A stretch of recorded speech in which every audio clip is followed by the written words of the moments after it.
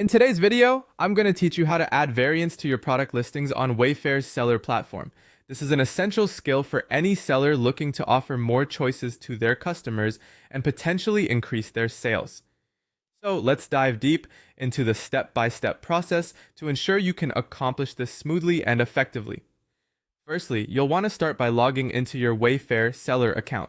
When it comes to managing your inventory and optimizing your listings, accessing your account is your gateway to making those vital adjustments that can enhance your customer appeal. It's crucial to make sure you're logged into the correct account, especially if you manage multiple business profiles, to avoid making changes to the wrong product listings. Once you've successfully logged in, the next step is to navigate to the specific product listing that you want to enhance with new variants. This could be a popular item in your catalog that has the potential for different options like size, color, or material. Identifying the right products to add variants can be a strategic decision, helping to target a broader audience with different preferences. With your product listing in view, look for the Edit Product option. By selecting this, you'll gain access to the various settings and details of your product.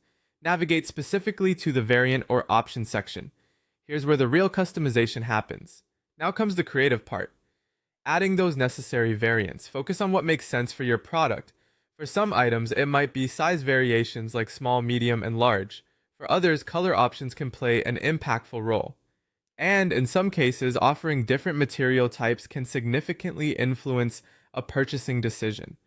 Consider what attributes are most relevant to your product and incorporate those options thoughtfully.